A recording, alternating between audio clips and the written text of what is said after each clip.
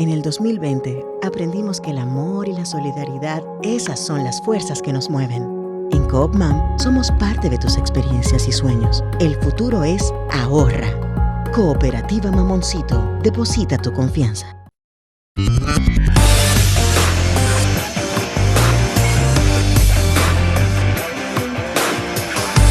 Saludos República Dominicana, que estamos en la antesala ya del fin de semana en este día jueves, dando seguimiento a acontecimientos como los que ocurrieron en el Ecuador. Ecuador que parece como que ya es un tema de guerra declarada, señores, guerra declarada entre el gobierno, las pandillas armadas hasta los dientes, como vimos en la incursión a ese canal de televisión, narcotraficantes, todo un desastre, una situación que es grave, tan grave que países como Argentina, países como Perú e incluso el propio Estados Unidos ofrecieron ayudar a Ecuador para controlar la situación, una situación que no cayó de la nada, por supuesto porque hace muchos días que se están dando señales de acciones de violencia, pero además que no se puede desvincular con otros problemas que son más estructurales de ese país. Pero bueno, el presidente de Bolivia repitió algo que a mí me pareció bastante interesante y una propuesta que ha hecho y que ha dejado sentir en varios encuentros internacionales que a mí me parece que tiene mucho sentido. Y es él habla de la regionalización de la lucha contra el narcotráfico, o sea que los países de la región tienen que unirse en esa pelea con un problema que podría convertirse en un riesgo mucho mayor. O sea que parece ser que en un diagnóstico en estos países de América Latina, unos por supuesto con más preponderancia que otros, ni la economía, que es un tema y es un problema, pero tampoco una dictadura inesperada o acciones como las que se han tomado en otros países, parece que no son los grandes problemas, sino que según un estudio que se ha realizado y lo hizo la Universidad Católica de Chile, parece ser que la inseguridad, el crimen organizado, el narcotráfico son parte de los principales o es el principal problema que está enfrentando América Latina y será el gran desafío que nos desbordará para el 2024. Yo creo que tenemos que empezar a vernos en ese espejo, ahora en esta coyuntura de Ecuador y por supuesto los países que le han antecedido con este tema que es tan serio. Según el estudio, el narco ha regado por todos los países y ya 8 y 10 ciudades más violentas del mundo están precisamente aquí en la región nuestra, que es América Latina. Entonces, si nosotros pensamos que estamos muy lejos de esta situación, pues no, yo creo que tenemos que empezar a repensarlo, porque si nos descuidamos, y aquí, y estoy hablando de República Dominicana, se han dado muchos visos de la amenaza que representa la incursión del narcotráfico en este país, señores. No, eso estamos bastante cerca, porque Ecuador, según los datos que arroja ese mismo estudio, tenía 6 homicidios por cada 100.000 habitantes en el 2018. Y si tú te pones a ver, según los datos estadísticos, sería la mitad de los 12 que tiene República Dominicana ahora, en este momento. Oigan bien, lo que tenía Ecuador en el 2018 es la mitad de lo que nosotros tenemos en este momento en República Dominicana, y en el 2023 es una cifra que llegó incluso, se elevó a 46. Estoy hablando del caso de Ecuador, con ese foco de violencia que mantuvo en vilo a todo el mundo, que mantiene sitiada esa ciudad. Entonces, cuando la violencia llega a ese punto, puede pasar cualquier cosa, y es lo que pasó en Ecuador, en una situación que prácticamente se veía venir. Decirles también en este jueves que nosotros tenemos, señores, tenemos el COVID ante el pecho, o por lo menos respecto a cómo se había comportado en estos días. Hay que seguir reiterando que si bien es cierto que no es tan letal como en otros momentos, esa letalidad solo aplica para personas que no tienen temas de vulnerabilidad. Y por supuesto, tengo que referirme al caso del día de ayer con el muchachito de Ágora Mall. Yo he escuchado cualquier cantidad de barbaridad respecto a este caso. La verdad es que yo no entiendo cómo es que nosotros estamos pensando y razonando.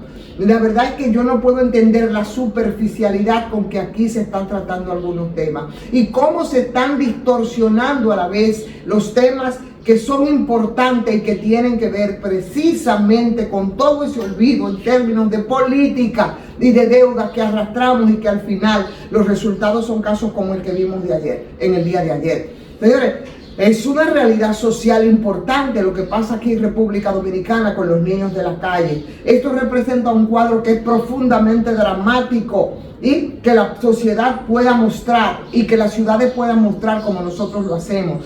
Lo que me da seguimiento desde hace mucho tiempo, recuerdan que estando yo en la emisora Z101 todos los días a la madrugada, cuando a las 5 abría los micrófonos, lo primero que hacía era el llamado de atención por una cantidad de niños que en un centro donde se venden bebidas alcohólicas y donde hay un casino de juego, un grupo de niños, 10, 12, hasta 15 muchachitos entre 6 y 14 años, estaban todos los días apostados. Y en muchas ocasiones vimos a algunos que salían de ese centro montar a esos niños para nada santo en sus vehículos, definitivamente para seguir violentándolo por encima del hecho que un niño a las 4:30 de la mañana estuviera en la calle. Queremos rasgarnos las vestiduras, queremos buscar y aplicar responsabilidades, sin embargo las responsabilidades son muchas. Cuando tú transitas las calles y las avenidas de esta capital nuestra, es una escena que nosotros encontramos con mucha frecuencia. ¿Qué es lo que nosotros vemos? Vemos niños, vemos niñas de las esquinas vendiendo flores, limpiando vidrio, pidiendo limosna, haciendo cualquier cosa, pero al final niños en condición de calle. Y eso lo vemos en las principales ciudades de República Dominicana como escenario de lo que ha sido el abandono a ese segmento de la población al que tenemos que proteger. No podemos verlo aislado sobre un hecho en el que evidentemente no hay absolutamente nada que pueda justificar la agresión a ese niño que contaba no más de 7 u 8 años, y eso fue lo que vimos. Los espacios públicos urbanos que constituyen ese refugio de menores y que con una indiferencia que viene desde la familia, desde el Estado, desde la aplicación de políticas públicas, desde deudas acumuladas en el tiempo, todos miramos para otro sitio y después queremos desde la coyuntura respecto a lo que ocurrió en el día de ayer, de manera distorsionada, manipulada y hasta cruel en muchos casos. Entonces queremos reaccionar y lo hacemos en la dirección que no es correcta, porque el tema es más estructural, es más de fondo, pero eso no se quiere ver. A esos muchachitos, el amparo, señores, del Código del Menor, los tratados internacionales sobre derechos de niños, niñas y adolescentes, a esos muchachos no llegan.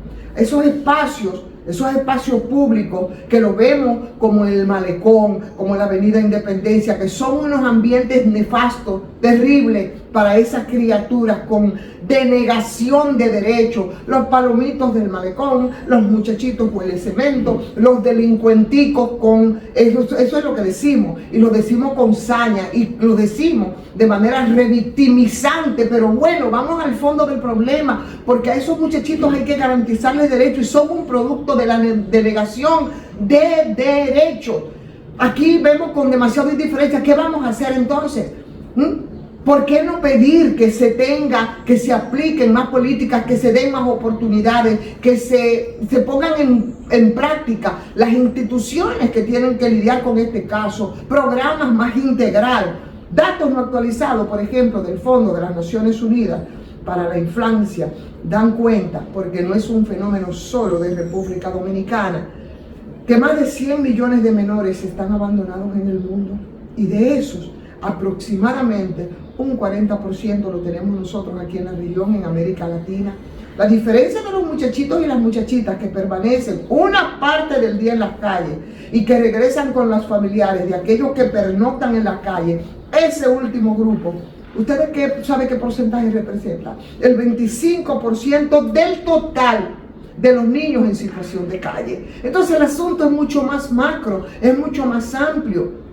Y lo tenemos ahí en nuestras narices todos los días. Precisamente esos menores cuyo único vínculo es la calle y son los más vulnerables, porque esta población infantil en estado de abandono viven sometidos, señores, a todo tipo de maltrato. Esos muchachitos viven sometidos a abuso sexual, a malnutrición, a enfermedades, a explotación, a consumo de droga, a mulitas para transportar droga. Esa es la cotidianidad y eso es lo que tenemos como resultado, lo que vimos en el día de ayer. No podemos seguir tratando temas tan importantes como nuestra niñez desde la banalidad que implica que el muchachito es un delincuente y que le tiró piedras a un seguridad y por eso ese seguridad le metió un trombón hasta sacarle sangre. No es verdad.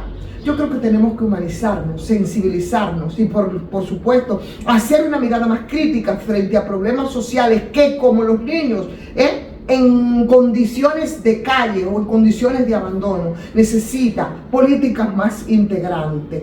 Más integrales. Una familia que es ficticia con muchachitos en situación de calle, que terminan en la calle por diversas razones. Vamos a reflexionar por cuáles razones esos muchachos están ahí. No es solo un tema de la familia, que a lo mejor también es parte de ese ciclo de abandono, porque también son parte de los muchachitos que son producto de los embarazos en adolescentes de niñas, niños inmaduros que no están listos para tener hijos. O sea, es un problema integral y a mí me lleva a la conclusión.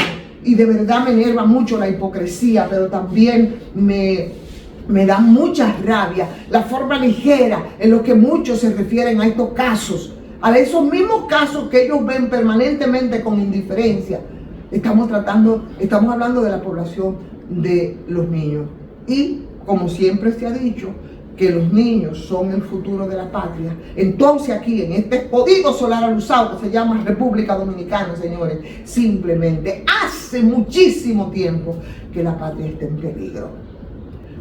Vamos a agradecer como siempre a Farmacia GBC, 20% en todas sus sucursales y no olvide que muy cerca de usted hay una Medical GBC. Denle like a estas transmisiones. Ustedes saben una cosa, que nosotros alcanzamos la mayor cantidad de likes cuando estamos tratando sobre el tema de la coyuntura política, pero no en el análisis profundo de eso, no, que Lionel dijo que hay esa inmediatez y esa propaganda también alienante de los políticos coyunturales. Cuando nosotros titulamos por ahí nos da muchísimo like, pero cuando tratamos temas en profundidad y llamamos a la reflexión como el tema del día de hoy, eso no es algo que nos ocupa y los likes son mucho menores y eso también es preocupante y de verdad desesperanzador, pero sobre todo muy penoso. Pero igual compartan e inviten a otras personas a que se suscriban a este canal de YouTube. Háganlo usted si no lo ha hecho también para que sigamos creciendo. Y si gusta, bueno, pues también suscríbanse a patreon.com/soy Ivonne Ferreras.